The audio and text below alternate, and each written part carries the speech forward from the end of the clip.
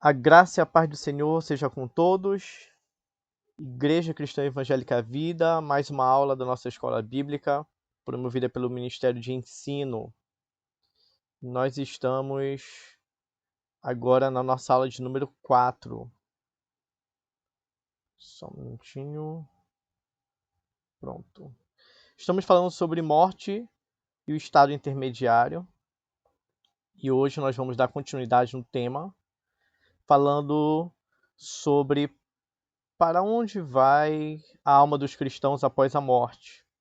Então a gente vai tentar responder essa pergunta, mas também ficaram algumas perguntas em aberto para serem respondidas hoje. Então eu já tive que fazer uma adaptação nessa aula e nós vamos ter bastante conteúdo hoje e também na próxima semana. Vamos lá? Todos com as suas Bíblias aí. Espero que vocês tenham recebido o artigo que eu enviei para vocês há pouco e que tenham conseguido baixar. Quem não baixou, se puder fazer isso, logo mais, se tudo correr bem, nós vamos estar utilizando também. Então vamos lá. Antes de responder essa pergunta, que é o ponto principal da nossa aula de hoje, quero trazer alguns esclarecimentos em relação a algumas palavras que aparecem no texto bíblico que estão relacionadas a esse contexto aí de morte e de estado intermediário. E essa introdução, ela vai servir para a aula de hoje e para a aula da semana seguinte. Então vamos lá. Em primeiro lugar, algumas palavras aqui importantes para o tema. A primeira palavra que nós temos aí é o Sheol e o Hades. Sheol, que é a palavra hebraica, e o Hades, que é a palavra correspondente na língua grega. Isso significa que os textos no Antigo Testamento, onde aparece a palavra Sheol, quando traduzido para a língua grega, foi utilizada a palavra Hades. Essa palavra ela tem vários sentidos, vários significados. Um deles é sepultura, e aí eu vou contar com o apoio de vocês, como sempre. Alguém lê? Gênesis 37, versículo 35. Alguém me ajude a ler, por favor. Pode ler.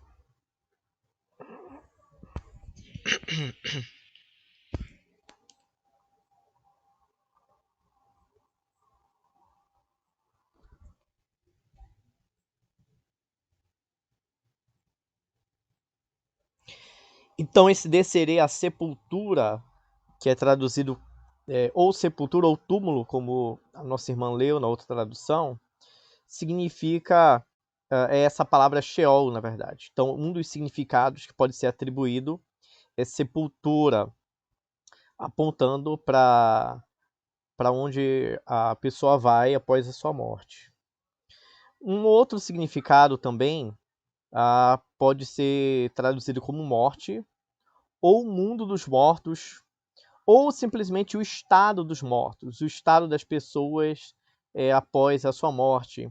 Tem toda uma discussão aí quando se fala de céu e inferno, se na verdade existe um lugar específico ou se na verdade devemos compreender como um estado apenas.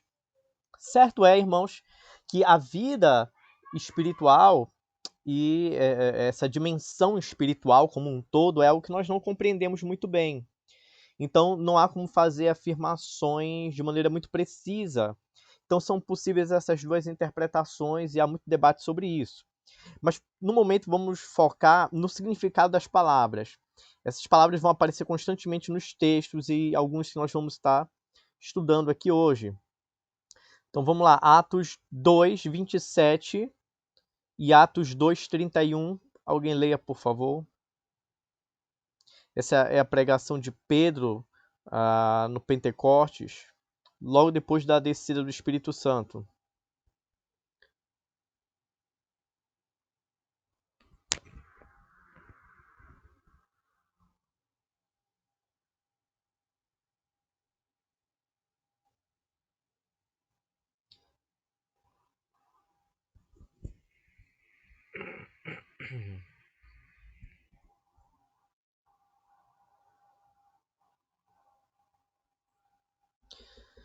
Então percebam aqui que nessas duas palavras, nesses dois textos aqui melhor, na tradução que a irmã leu, fala como túmulo. Em outras traduções aparece também a alma entre os mortos. A grande questão aqui que está sendo colocada é que o corpo de Jesus não permaneceu ali morto, mas ele foi ressuscitado. E esse texto aqui ele faz uma comparação com Davi, e essa é a frase de Davi, dizendo que o corpo dele não sofreria decomposição. Na verdade, ele não estava falando dele mesmo, mas sim do Senhor Jesus, que haveria de ser ressuscitado entre os mortos. Então, Pedro usa esse texto, que é um salmo, e ele mostra como Davi estava apontando para além dele, estava apontando para uma outra pessoa onde essa palavra teria o seu cumprimento devido. Então, dizer que Jesus ele não permaneceu ali na sepultura ou no túmulo, quer dizer que o corpo dele ele foi ressuscitado posteriormente. Apocalipse 1,18, o que que diz? Lembrando que mais uma vez é a palavra Hades que aparece. Então, essa é uma das interpretações da palavra Hades. Agora, Apocalipse 1,18.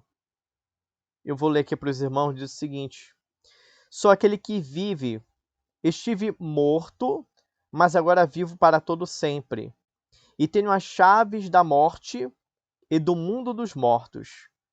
Então, aí onde aparece mundo dos mortos, dependendo da tradução, pode mudar um pouquinho isso, mas significa que Deus tem o domínio sobre as pessoas que já morreram. Esse estado ou esse lugar, dependendo de como se interpreta, Jesus tem um completo domínio. Aqui a gente já consegue extrair umas informações importantes. Por exemplo, não existe. Jesus está no controle de todos aqueles que vivem e daqueles também que já morreram. Ele governa sobre todos eles. Inclusive, quando usa a expressão que ele tem a chave, significa que ele tem autoridade, que ele tem poder sobre todas essas dimensões da existência. Desse modo, nós podemos ficar seguros se o nosso Deus é aquele que guarda e que tem poder sobre todas essas coisas, então podemos compreender que nós estamos seguros, não importa o que aconteça, quer vivos, quer mortos, estamos sob o domínio do Senhor. Então, uma outra possibilidade aí no Antigo e no Novo Testamento, vou pedir que alguém leia Deuteronômio 32, versículo 22, e um outro irmão participe lendo Lucas 16, versículo 23. Então, mais uma vez, aí no Antigo Testamento a palavra é Sheol, e no Novo Testamento a palavra seria Hades, normalmente traduzido como inferno, ou de algum modo, sempre, nesse caso, aí significa um lugar de castigo para os ímpios. Então, Deuteronômio 32, versículo 22.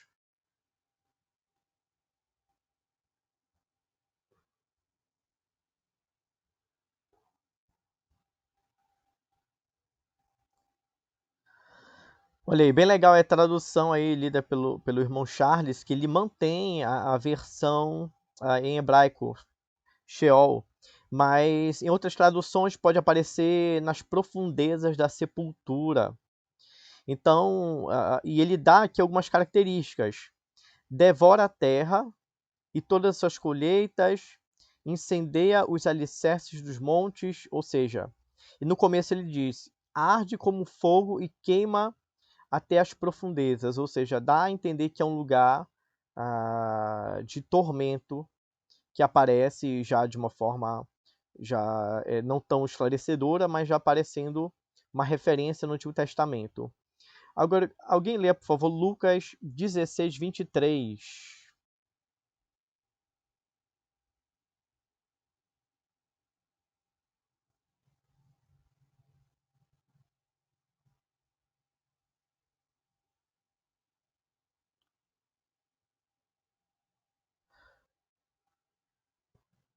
Ok.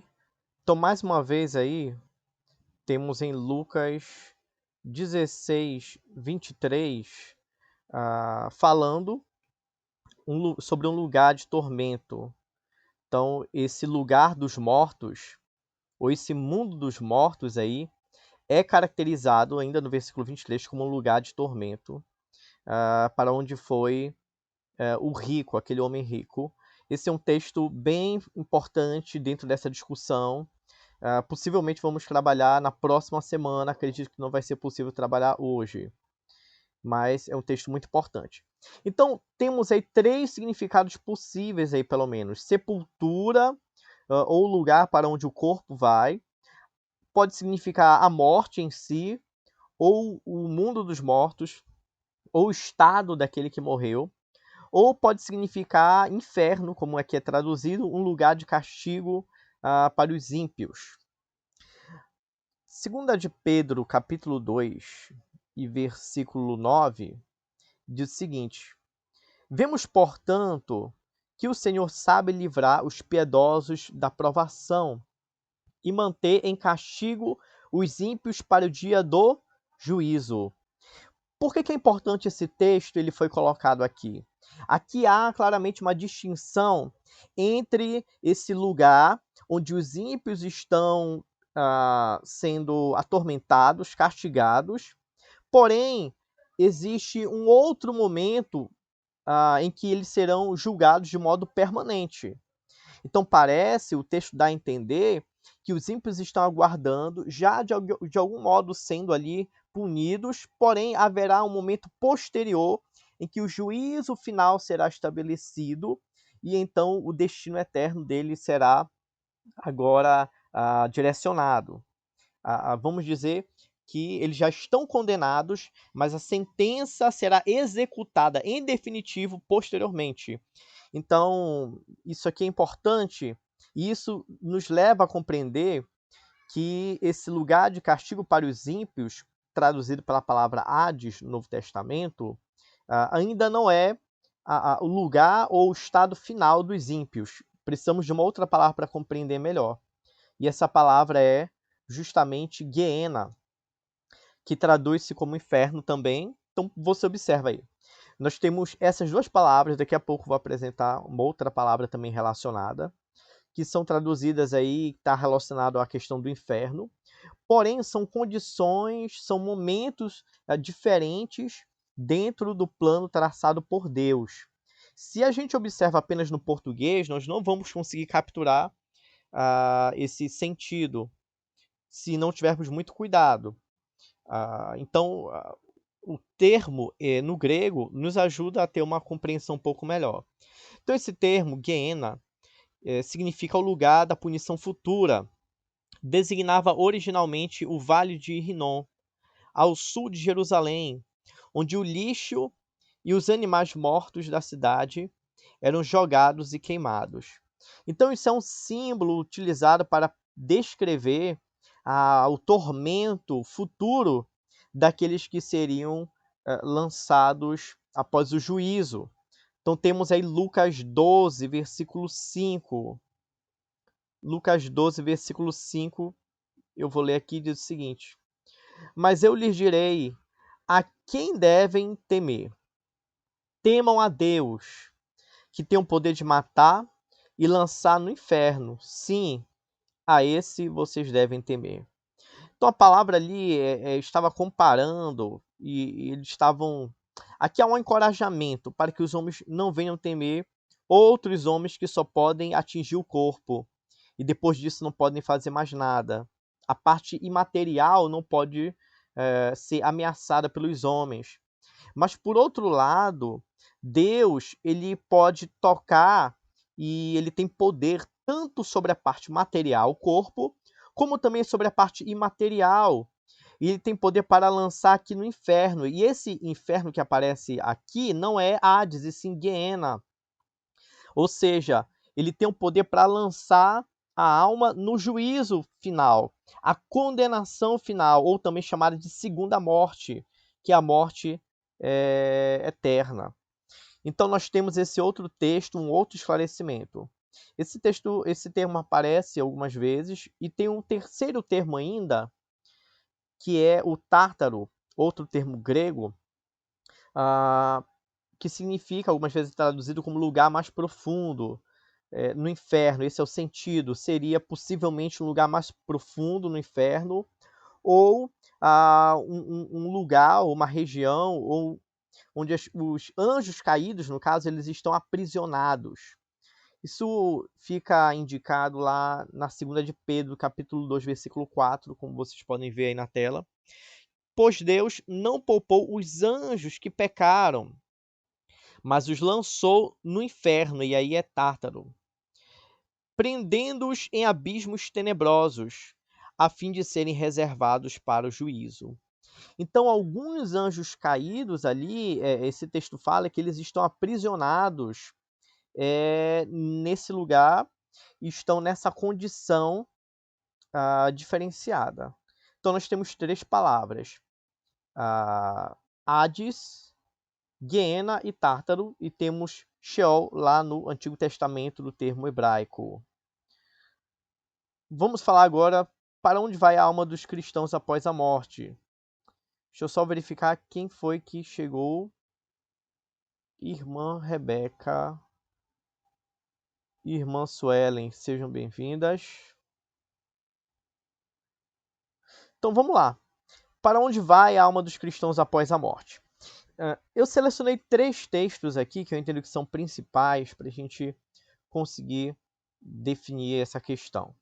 O primeiro deles está na 2 de Paulo aos Coríntios, capítulo 5, verso 8, que diz o seguinte: temos, pois, confiança e preferimos estar ausentes do corpo e habitar com o Senhor.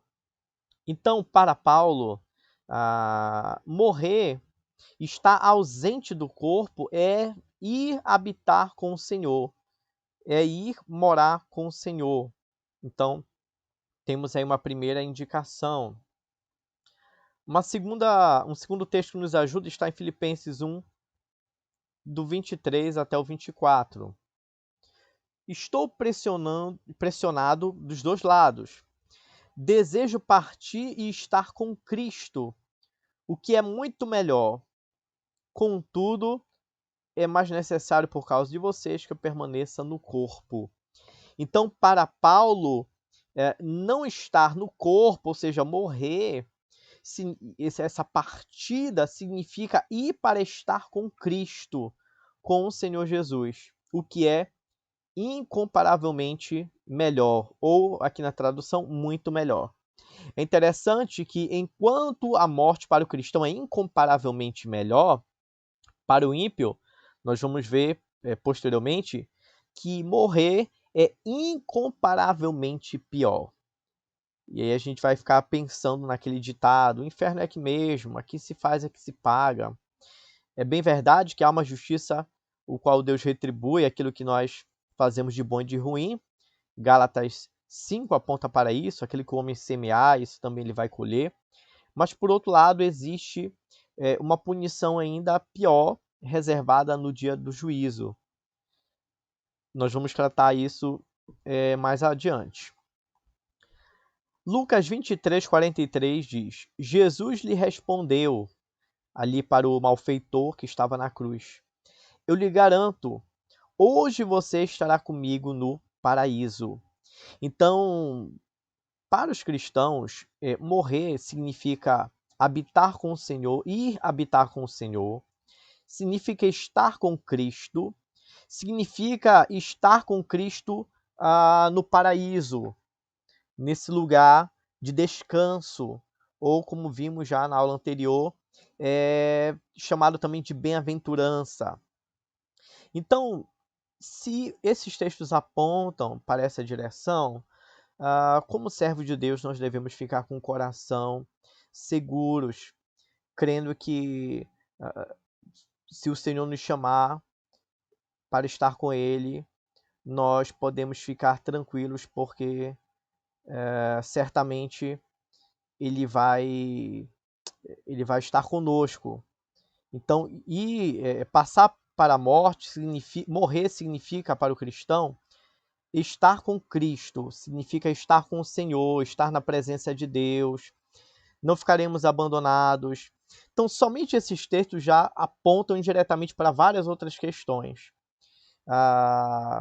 Nós vamos ver na próxima semana, provavelmente, sobre a questão do purgatório, se existe ou não, sobre o sono da alma, se se as pessoas que morrem ficam inconscientes, mas qual é o estado dessa pessoa após a morte.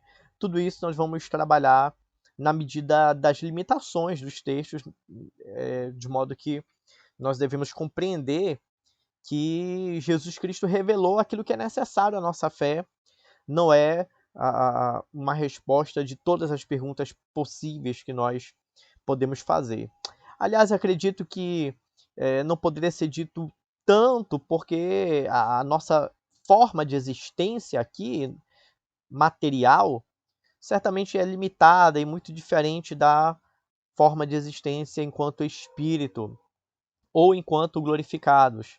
Então, Deus revelou somente aquilo que era necessário e que seria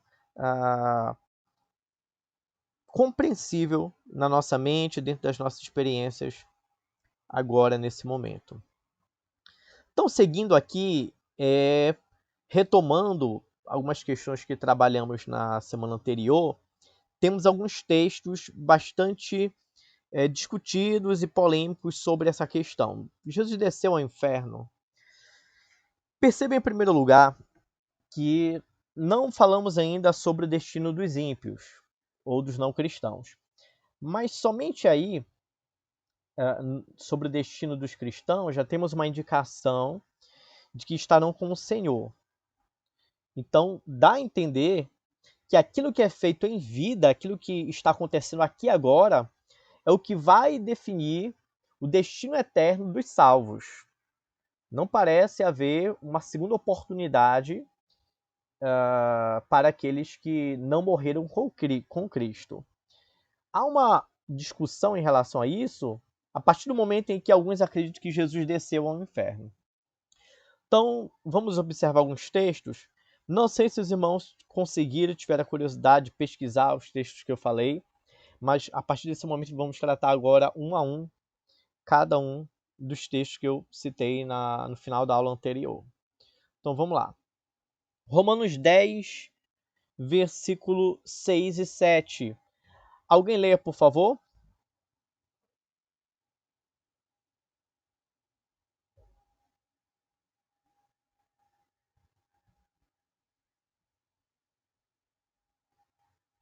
Alô?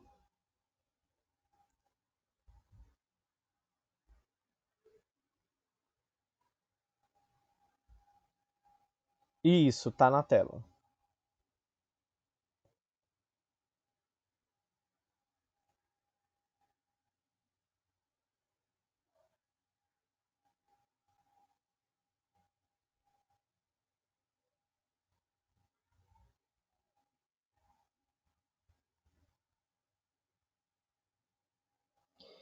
Ok. Então a ideia aqui é justamente o que significa esse abismo. Então, pode observar que essa palavra aí não corresponde a nenhuma das palavras que nós estudamos que trata ali que é traduzido como inferno. Não é Hades, não é Guiena e não é Tártaro. Então, vamos tentar compreender o sentido agora dessa passagem bíblica. Em primeiro lugar, abismo é usado em contraposição com céu. Então, é feito aqui um contraste. Se por um lado diz quem subirá ao céu, isto é, para fazer Cristo descer, fala da habitação anterior de Cristo. Em segundo lugar, quem descerá ao abismo, isto é, para fazer Cristo subir dentre os mortos, né? Então temos aí um contraste entre o lugar mais alto possível, que é o céu, e o lugar mais baixo possível, que seria aqui o abismo sendo colocado. Então o abismo aqui tem a ideia desse lugar mais baixo possível, imaginável, o lugar mais profundo.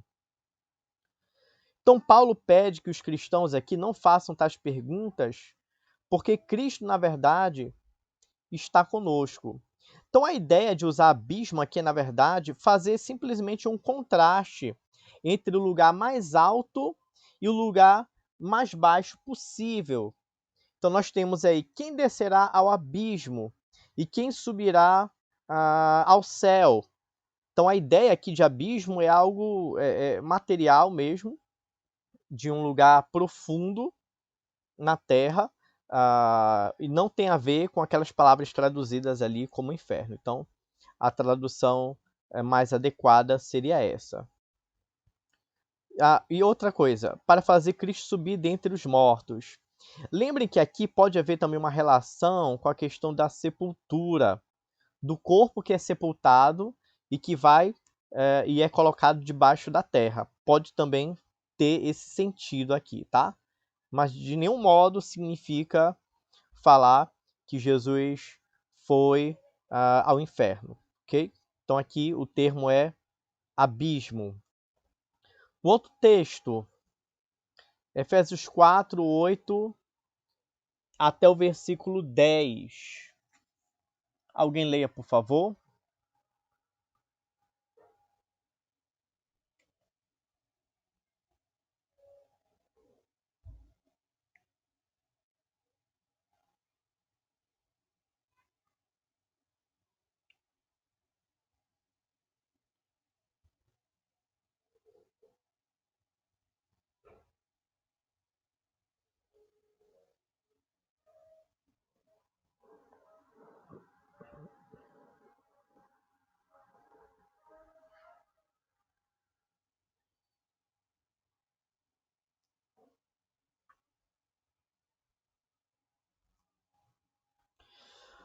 Ok. Então, só um detalhe, ó, assim como aqui aparece nas profundezas da terra, o termo anterior abismo, só lembrando, acrescentando aqui aos irmãos, em alguns momentos ele é empregado também como referência às profundezas do oceano. Por exemplo, Gênesis 1:2 fala também sobre abismo. Tem outros textos também em Gênesis 7:11, 8:2, Deuteronômio 8:7, que falam também ou de um lugar profundo, pode ser um lugar profundo no oceano, mas um lugar terreno, ou também pode referir-se a um lugar onde os mortos vão quando eles são sepultados. Então, pode ter esses significados aí. E aqui nós temos um outro texto muito utilizado para falar que Jesus desceu ao inferno. O que seria essas profundezas da terra? Bom, em primeiro lugar, quando diz que ele subiu em triunfo às alturas, levou cativo muitos prisioneiros, aqui Paulo está utilizando uma ilustração. No Antigo Testamento, os reis, quando eles venciam as batalhas, aqui Cristo é visto como o rei vencedor que triunfa. Aqui é uma ilustração. E os reis eles tinham os chamados despojos. O que eram os despojos? Eram as recompensas da guerra. Então, quando eles venciam a batalha, eles traziam consigo os armamentos, traziam os prisioneiros. Então, dizer que ele levou cativo muitos prisioneiros e que ele triunfou às alturas é a figura do rei vencedor, semelhante ao rei ali no Antigo Testamento. Significa dizer que ele venceu e que ele levou consigo as recompensas da sua vitória. No segundo momento, ele vai referir aqui. Que significa ele subiu, senão também que descer às profundezas da terra? Aquele que desceu, o mesmo que subiu acima de todos os céus, a fim de encher todas as coisas. Então, ele subiu aos céus e também desceu às regiões inferiores. Aqui pode ser traduzido como regiões inferiores da terra ou regiões inferiores que são a terra. Isso aqui, observando melhor na gramática, no hebraico, há essas duas possibilidades de tradução. As profundezas da terra ou as profundezas que são a terra. Tentando transformar isso aqui numa expressão aqui no português para a gente entender, um exemplo seria a cidade de Belém ou a cidade que é Belém. Então, na verdade, quando ele diz descer as profundezas da terra, ele está dizendo as profundezas aqui na verdade, a própria terra. Então, na verdade, Jesus, ele estando no lugar elevado, no mais altos céus, ele desceu para a terra. Então, esse descer às profundidades da terra é justamente o momento em que ele encarnou, no momento em que ele se fez homem. Ele veio habitar conosco e veio às regiões mais inferiores da terra. Então, é isso que significa. O texto aqui tenta trazer um contraste desse rei que triunfou, que veio à terra, que encarnou, mas que também subiu depois aos céus a fim de encher todas as coisas. Então aqui temos um outro significado, e a compreensão correta aqui é Cristo descendo do céu e vindo à terra, descendo à terra e se fazendo homem para ser o rei vitorioso. Um outro texto, 1 de Pedro 3, versículo 18. Pois também Cristo sofreu pelos pecados, uma vez por todas, o justo pelos injustos, para conduzir-nos a Deus. Ele foi morto no corpo, mas vivificado pelo Espírito. Então temos aqui a obra de Cristo, no qual ele foi morto no corpo, mas vivificado pelo Espírito. Espírito, em algumas traduções, como aqui, por exemplo, aparece com E maiúsculo.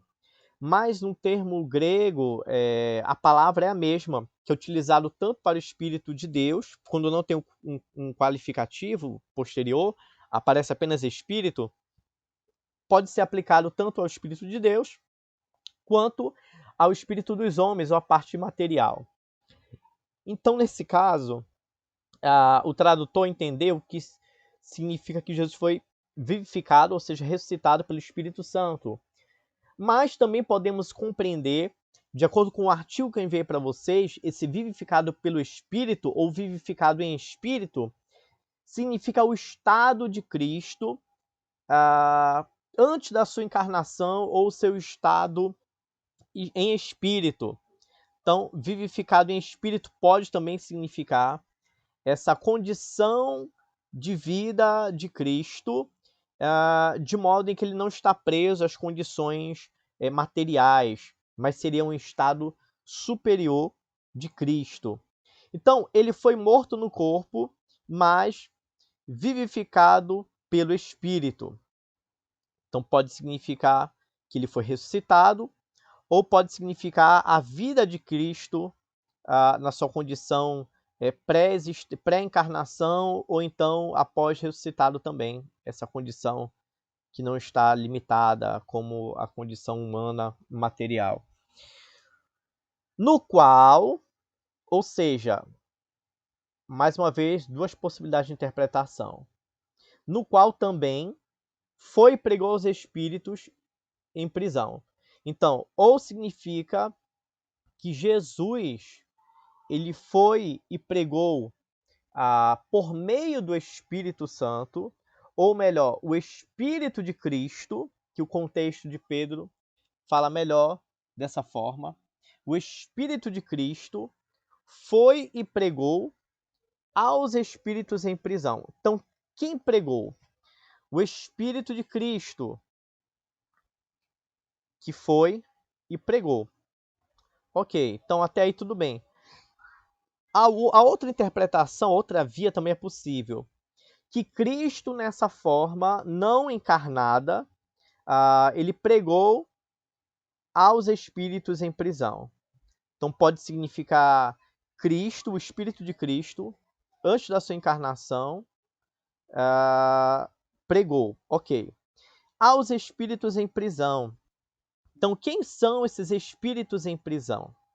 Em que momento esses espíritos estão aprisionados? No tempo de Pedro ou em um tempo anterior? Aí precisamos continuar lendo o texto para entender. Aos espíritos em prisão, quem são? Que há muito tempo desobedeceram. Então aqui está caracterizando quem são esses espíritos em prisão. que há muito tempo são aqueles que há muito tempo desobedeceram. Quando? Quando Deus esperava pacientemente nos dias de Noé. Então, esses espíritos em prisão são aqueles que desobedeceram nos tempos de Noé, enquanto a arca era construída. Nela, apenas algumas pessoas, saber 8, foram salvos por meio da água. Então, no primeiro momento aqui nós temos que esses espíritos são as pessoas que existiam ali no tempo de Noé, que habitavam ali no tempo de Noé, enquanto ele construía a arca. Ok. O que nós entendemos aqui? É que Jesus pregou para essas pessoas, numa perspectiva de que ele foi realmente lá no mundo dos mortos e pregou para os espíritos ali. Então, isto ia significar, quem adota essa linha, que nós compreendemos que eu estou defendendo que não é a interpretação correta, seria algo muito estranho, muito inusitado. Porque além de Jesus ir pregar mais uma vez o evangelho, implicaria uma segunda oportunidade, implicaria ao mesmo tempo que ele pregou em uma única ocasião, entre a sua morte e a sua ressurreição. E além disso, ele ainda foi seletivo, ele teria feito essa pregação somente para aquelas pessoas que morreram no tempo de Noé, para aquelas pessoas que estavam ali ouvindo a pregação de Noé. É algo muito estranho, muito incoerente. Haveriam muito mais perguntas dentro dessa interpretação. Mas como é que nós compreendemos esse texto? Não é dessa forma. Primeira observação. Cristo pregou apenas aos da época do dilúvio. Então aí temos uma delimitação para quem Cristo pregou. Ainda que as pessoas que defendem que Cristo pregou ali para os mortos, isso não seria um ato contínuo. Seria um ato único entre a sua morte e ressurreição que aconteceu e para um grupo específico também. Como explicar todas essas coisas? Seria muito difícil explicar. Uma segunda observação. Os espíritos que agora estão em prisão ou aprisionados no sentido figurado, referindo-se ao estado espiritual, ouviram a pregação de Cristo através de Noé. Então essa é uma outra possibilidade interpretativa. No artigo Quem Vê aos Irmãos, ele traz muito mais detalhes. E há duas possibilidades possíveis aqui. Até porque, se temos a Bíblia como palavra de Deus, os textos não podem entrar em contradição. Se Jesus pregou ali e de fato eles ouviram o evangelho, e com certeza, dentro daquela realidade, ouvindo Cristo pregando, haveria de fato conversão. Então, todos os textos que apontam para aqueles que foram salvos e estão imediatamente na presença de Deus, haveria uma lacuna. Haveria nesse texto, se interpretarmos dessa forma, que Jesus foi e pregou no inferno, haveria uma outra possibilidade, uma outra via pelo qual as pessoas também poderiam ser salvas. Seriam aquele grupo, naquele momento específico, ouvindo a pregação de Jesus. Então isso é muito estranho. A interpretação que nós compreendemos aqui são duas possibilidades. Primeiro, que o espírito que no tempo de Pedro estava em prisão, eles receberam a pregação de Cristo através de Noé. Então nós leremos assim: no qual também Cristo foi e pregou aos espíritos no tempo de Pedro, naquele momento em prisão. Quem são os espíritos que no tempo de Pedro estavam em prisão? São aqueles que há muito tempo desobedeceram, quando Deus esperava pacientemente nos dias de Noé. Então eles desobedeceram, eles rejeitaram a mensagem nos dias de Noé. E eu falei também a vocês, nós tínhamos que ler outros dois textos. Leia, por favor, para mim, alguém. 1 de Pedro 1, versículo 11 e 12. Porque, para não parecer que eu estou forçando essa interpretação, a gente precisa entender a linguagem do autor bíblico. O autor bíblico, em algum momento, usa essa expressão de que Cristo pregou às pessoas quando Noé pregava, quando os profetas pregavam, quando as pessoas no Antigo Testamento pregavam. É possível dizer que Cristo estava pregando através dessas pessoas? Isso é uma invenção dos teólogos ou Pedro tinha essa expressão também na sua carta? Então vamos ver 1 de Pedro 1, versículos 11 e 12. Alguém leia, por favor.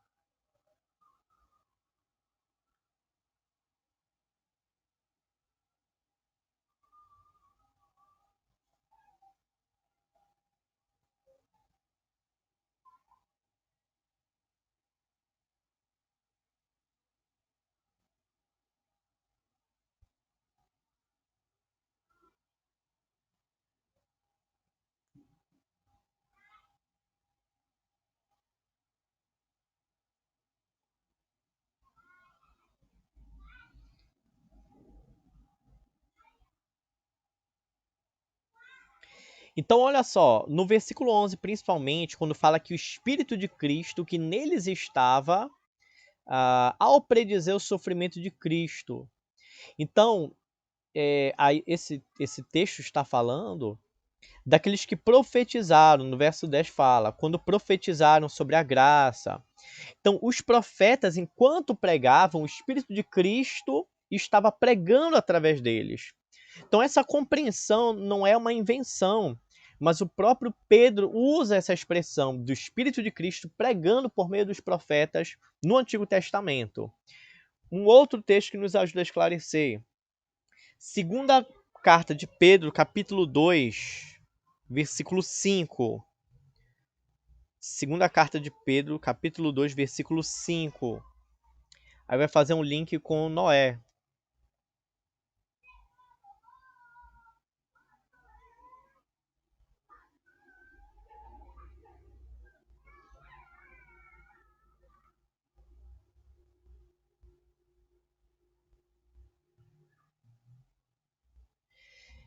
Então aqui, Noé foi o pregador. Foi o pregador da justiça. Então quem pregou para os espíritos em prisão? Que naquele momento estavam aprisionados. É uma interpretação. Noé pregou e Cristo pregou para eles por meio de Noé, no tempo de Noé. Uma outra possível interpretação é que aqueles espíritos estavam aprisionados já no tempo de Noé, no sentido espiritual, aprisionados no sentido dos seus pecados. Então, uma outra possibilidade é que Cristo foi e pregou aos espíritos aprisionados que há muito tempo desobedeceram no tempo de Noé, ou seja, significa dizer, uma outra possibilidade, que eles já estavam aprisionados em seu coração, na sua mente, no sentido de escravos ali, né, do pecado, e eles ouviram a pregação e não houve conversão. Então, essas são as possibilidades aí possíveis desses textos. Compreendendo dessa forma, dentro da linguagem de Pedro, a gente pode ter essa interpretação. Então, pregou aos espíritos em prisão, ou que estavam aprisionados, porque foram aqueles que desobedeceram, morreram e agora estavam aprisionados no tempo de Pedro, ou podemos entender que eles já estavam aprisionados no seu coração desde o tempo de Noé e agora estavam mortos. Então, essa linguagem retrocedendo, Jesus pregando por meio dos seus profetas, o Espírito de Cristo pregando por meio dos homens ali no Antigo Testamento, é aplicado no capítulo 1, versículo 11 e 12, e também plenamente aplicável aqui no tempo de Noé.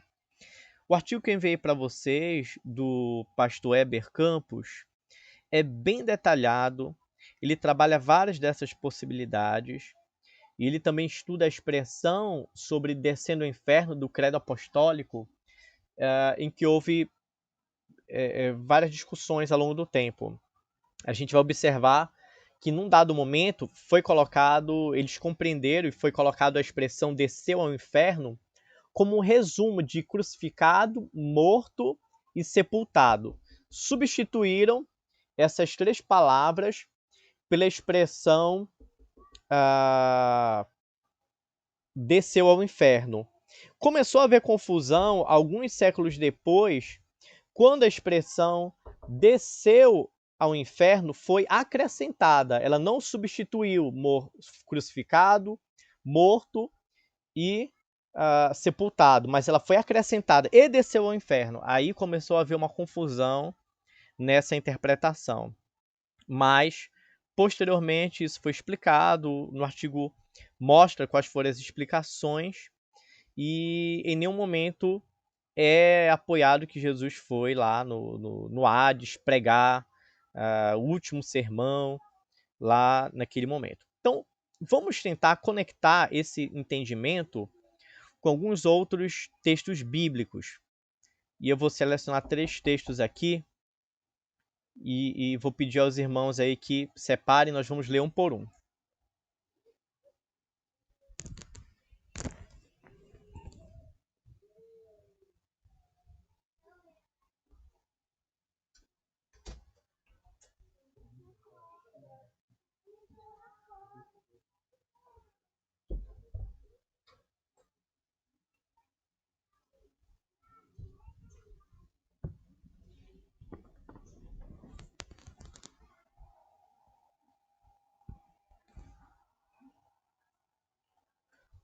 Alô?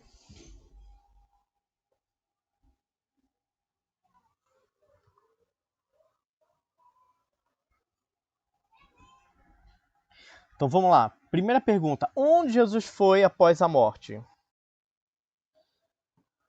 Lucas 23, 43 responde isso.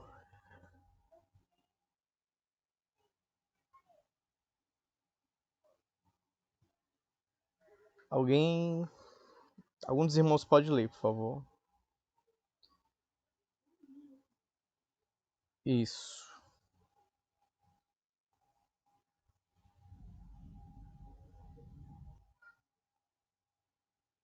Ok, então aquele malfeitor estaria com Cristo no paraíso. Então esse era o lugar onde Jesus estaria logo após a sua morte. Não dá a entender aqui, não abre nenhuma lacuna de que ele ia, nesse trajeto, ia parar, ia pregar em algum lugar, não, mas ele ia para esse lugar chamado aqui paraíso. Então por isso é pertinente essa pergunta. Se esse texto fala que no mesmo dia Jesus estaria com ele no paraíso, não haveria margem para entender que ele foi em algum outro lugar pregar antes. Cristo precisava realizar alguma obra após a morte. Então, estamos tentando verificar a harmonia dentro das Escrituras. Os outros textos colaboram com essa ideia de Cristo ter descido e ter feito uma pregação ali e feito um apelo lá no inferno, ou não? Então, Cristo precisava fazer mais alguma coisa após a sua morte. Então, daria também para entender que o ministério de Jesus não terminou na Terra. Se a gente entender que Jesus foi e pregou no inferno, vamos também entender que o ministério de Jesus não foi concluído na sua vida terrena, mas que ele teve também um adendo, aí, um acréscimo após a sua morte. Então vamos ver o que diz João 19:30.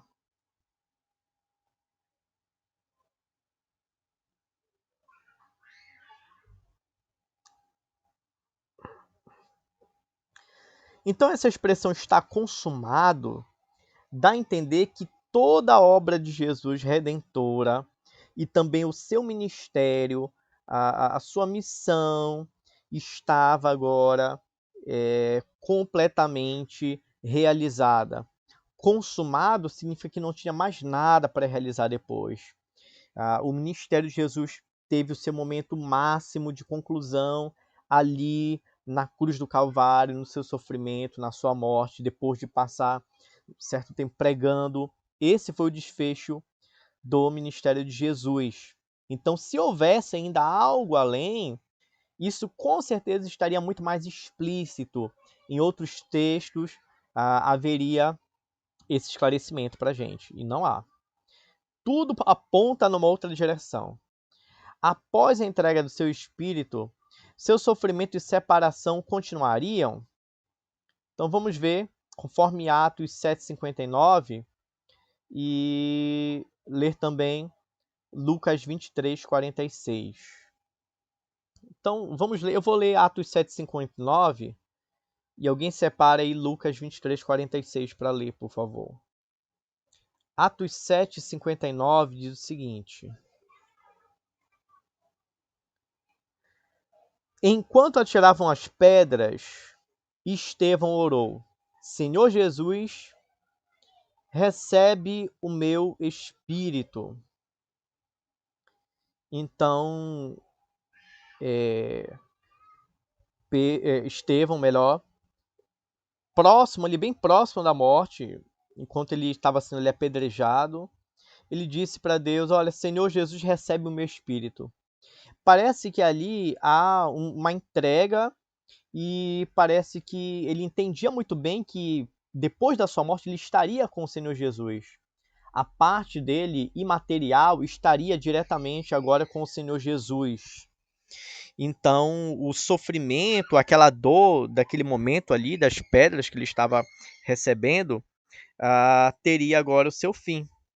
Então, o sofrimento e a separação de Deus não continuariam, mas teriam um fim. Tanto o sofrimento quanto a separação de Deus, ele estaria junto com o Senhor. Parece que o mesmo entendimento está também presente em Lucas 23, 46. Então vamos lá, Lucas 23, 46.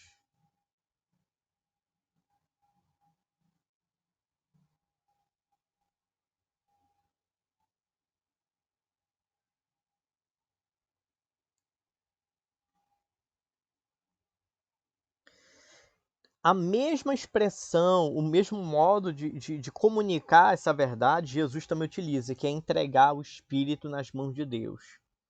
Então, entregar o Espírito a Deus significa que eles compreendiam que estariam imediatamente com Deus, imediatamente com o Senhor.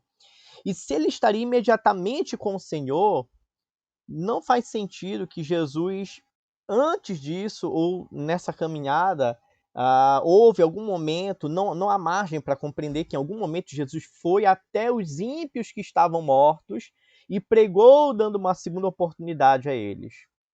Se isso fosse verdade, há aqui algumas deduções mais lógicas, não é?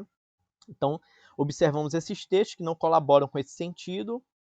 E ainda, se Jesus tivesse ido pregar aos ímpios, então teríamos também, precisaríamos ter algum tipo de esclarecimento aqui do que aconteceu, ou pelo menos aqui deveria ter algum termo aqui, alguma expressão aqui de exaltação daquelas pessoas ali que receberam aquela mensagem e facilmente seriam ali convertidos e estariam com o Senhor, mas não há nada relacionado a isso. Então, esse sentido não encaixa com o texto. Não encaixa com o texto. Então, o significado aqui mais provável é que Jesus, em espírito, o Espírito de Cristo, pregou através de Noé, aqueles que desobedeceram nos tempos de Noé e que estavam aprisionados, ou no sentido literal, nos tempos de Pedro, ou no sentido espiritual, já nos tempos de Noé, estavam com o seu espírito ou com o seu coração aprisionado, no sentido de escravizados pelo pecado. Então, essas são as possibilidades textuais que nós temos aqui. Então, hoje nós falamos sobre a descida ao inferno, falamos para onde vai a alma dos cristãos e falamos de algumas palavras aí importantes. Para a próxima semana, nós temos a seguinte pergunta: para onde vai a alma dos incrédulos? Porém, além dessa pergunta, eu quero deixar os irmãos aqui, como recomendei na semana passada, vou recomendar hoje também, que leiam o texto que está em Lucas, capítulo 16. Lucas 16, a partir do versículo 19, do 19 ao 34. Lucas 16, do 19 ao 31, melhor. Lucas capítulo 16, versículo 19 ao 31. Vamos trabalhar esse texto. Teremos alguns outros esclarecimentos, algumas outras perguntas também a serem respondidas. Esse é um texto muito importante, mas eu quero reservar um momento posterior. Pelos meus cálculos aqui, realmente estavam certos, o tempo não seria o suficiente. E eu vou falar também, pensem aí, baseado nesses textos que vimos hoje, já podemos pensar se há possibilidade do purgatório.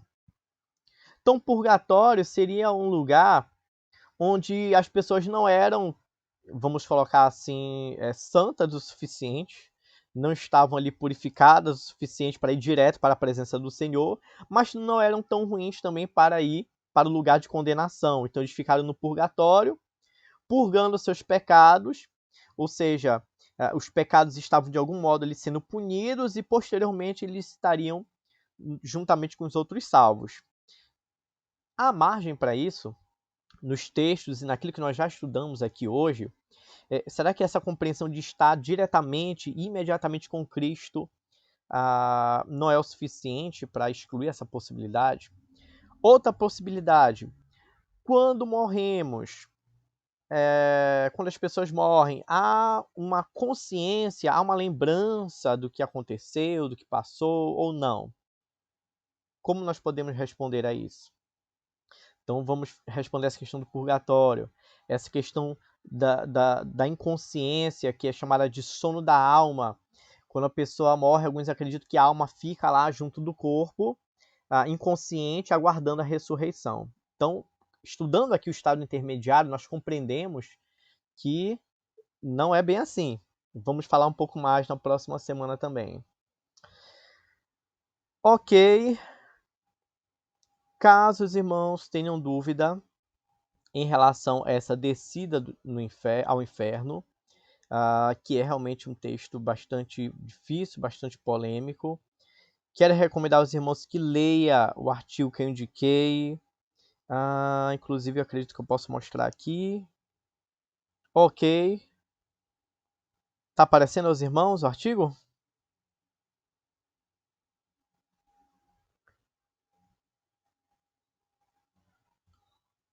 Não?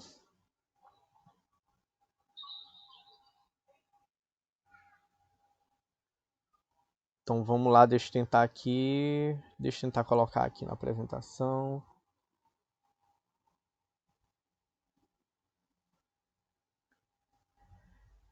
Eu vou perguntar, já que na semana passada poucos compreenderam, quem conseguiu compreender hoje, a partir dessa outra explicação, esses textos, principalmente o texto de 1 de Pedro? Quem entendeu, sinalize. Agora acho que apareceu para vocês, não é?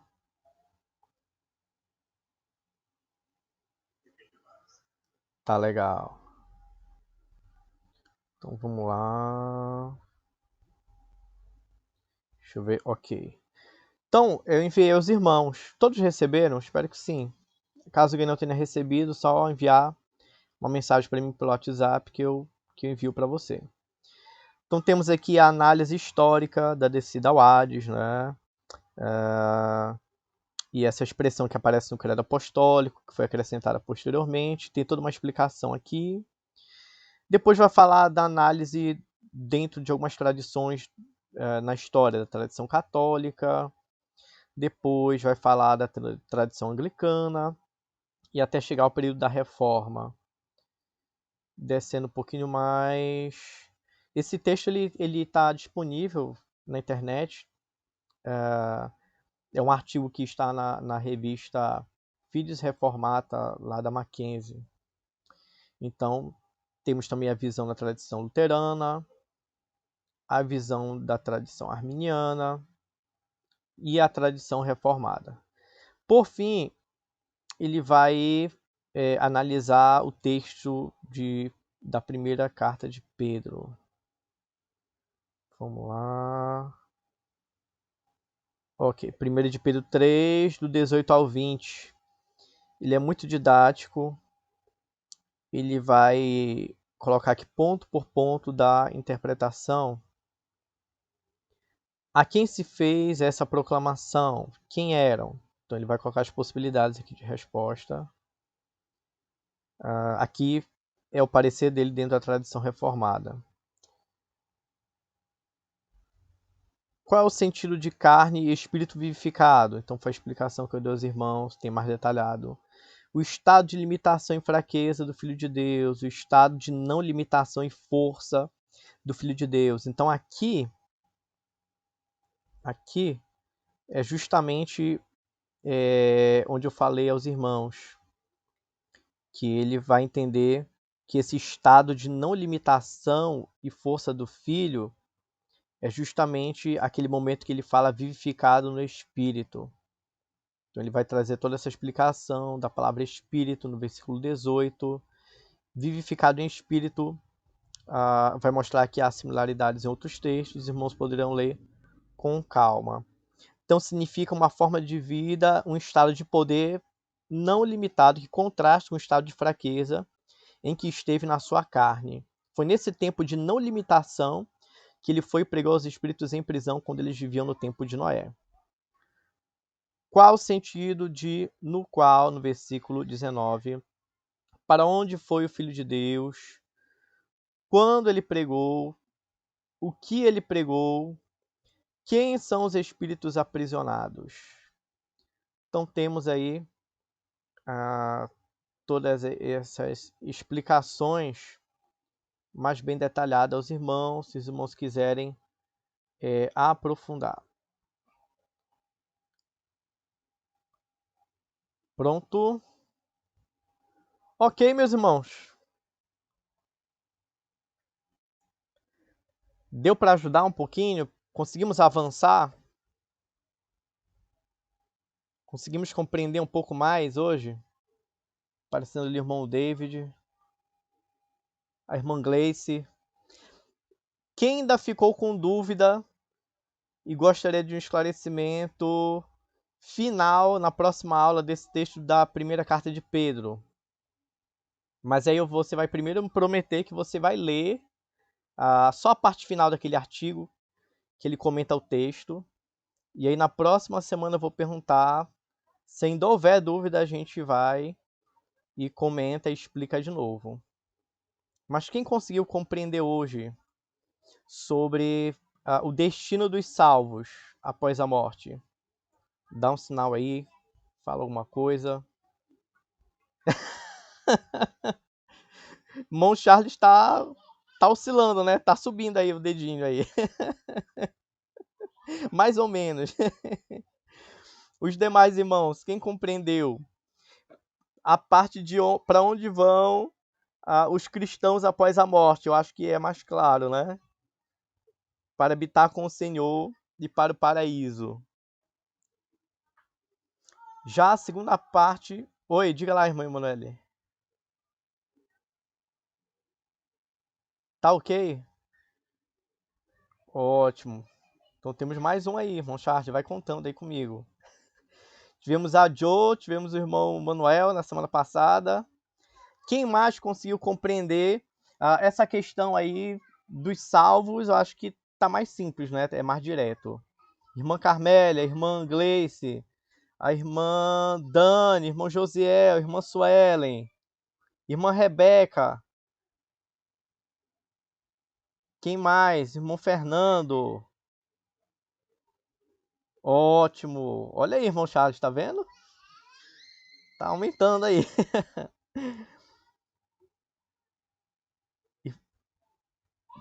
Diga, minha irmã. No, tá. Mas eu imagino que a sua dúvida é com relação à carta de Pedro, né? De fato, esse é o texto mais difícil. Meus irmãos, deixa eu dar uma palavra de encorajamento para vocês. De fato, o irmão Charles está comemorando. De fato, temos textos na Bíblia que são textos difíceis. Glória a Deus, né, irmão Charles? E irmãos aí que estão com um pouco mais de dificuldade, que isso não é essencial para a nossa salvação, né? Se fosse, o negócio seria bem difícil. Na verdade, quem pensava assim eram os gnósticos, né? De que existiam senhas ali, existiam códigos escondidos, que só quem compreendia esses códigos eram salvos. Já pensou? Se fosse dessa forma, realmente seria muito difícil. Mas não. A fé em Jesus Cristo, naquilo que é elementar, naquilo que é essencial, ela é simples. Se crermos em que somos pecadores, que não temos mérito para sermos salvos, mas confiarmos na obra redentora de Cristo, que ele morreu em nosso lugar, nós alcançamos a salvação. Então, esses outros pontos aí são pontos secundários, são importantes também para os nossos estudos e para a gente ser desafiado, para a gente perceber que nós precisamos também estudar mais e buscar outros recursos, bíblias de estudo, livros, artigos, ler um pouco mais, para que possamos nos aprofundar. Existem alguns textos na Bíblia que de fato têm um grau maior de dificuldade para interpretar, mas há um esclarecimento à luz de outros textos. Observando outros textos e compreendendo que há um projeto único de Deus, essa interpretação ela tem que se harmonizar àquilo que está descrito nos demais textos das Escrituras. Então, que isso sirva de estímulo para que os irmãos continuem estudando, continuem buscando uma profundidade maior. E a gente pode ir também conversando durante a semana, leiam pelo menos aquele trecho final ali do artigo e mandem para mim o retorno, mandem para mim o feedback. Pastor, com a sua explicação, eu consegui compreender. Com a sua explicação e mais a leitura do artigo, eu consegui compreender. Pastor, ainda está difícil, então vamos lá. Na próxima semana vai ser a nossa última aula de conteúdo. Nós teremos ainda um último encontro que vai ser o fechamento geral da escola bíblica. Nós vamos combinar isso direitinho com as demais classes. Mas na próxima semana teremos a última aula.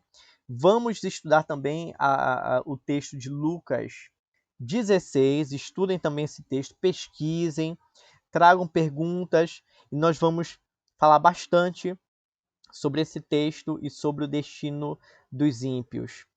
Eu tenho certeza que ainda na próxima semana, no decorrer dessa caminhada, do início até a próxima semana, são vários caminhos que são abertos, são vários outros questionamentos que surgem. Certamente não vamos conseguir suprir todos nessa escola bíblica, mas para aqueles que não sabiam que existe um estado intermediário, fica aí um estímulo, um incentivo para que nós venhamos estudar ainda mais. E outra, quero desde já encorajar os irmãos para a nossa escola bíblica em agosto. Vamos avaliar as condições, a possibilidade aí de fazer de forma presencial, mas de qualquer modo teremos escola bíblica, pelo menos online já está garantido que nós teremos nossos momentos aqui de estudo da palavra de Deus. Então quero encorajar os irmãos, fiquem com essa palavra. Tá bom, irmão Charles? Alegre aí o seu coração, nosso parceiro aí no trabalho aí com as mídias, nas transmissões, e vamos continuar buscando ao Senhor. Certo é que se Deus nos chamar e a morte chegar, estaremos com o Senhor. E é incomparavelmente melhor do que o que nós desfrutamos agora. E estar com Deus e aquilo que os olhos não viram, ouvidos não ouviram, não penetrou no coração humano, é isso que Deus tem reservado. Então, se por um lado há um mistério, porque nem tudo foi revelado, a palavra de Deus nos dá uma segurança de que não foi falado o que nos espera, mas é muito melhor, e isso é o que é importante. O nosso coração se alegre, se regozije e repouse nessa esperança. Nós somos do Senhor, Igreja de Cristo. Nós estamos com o Senhor. E não importa o que aconteça, estaremos com Ele. Ele que manda em todas as condições da existência, se vivos, se mortos. se separados do corpo, se ressuscitados, é Ele quem governa. Isso não está terceirizado para Satanás, para os demônios, mas isso está no completo domínio do Senhor Jesus Cristo, que venceu a morte de todas as coisas. Quero pedir que alguém que está aí com o microfone aberto faça uma oração agradecendo esse nosso encontro, já que eu prometi que a gente ia tentar manter aí 1 hora de duração. Eu vou tentar resumir e deixar mais tempo para a gente conversar na semana seguinte. Essa aula depois vai ser disponibilizada aos irmãos no YouTube e os irmãos poderão assistir novamente. Vamos continuar estudando e alguém direcione uma palavra de oração. Muito obrigado, Deus abençoe os irmãos.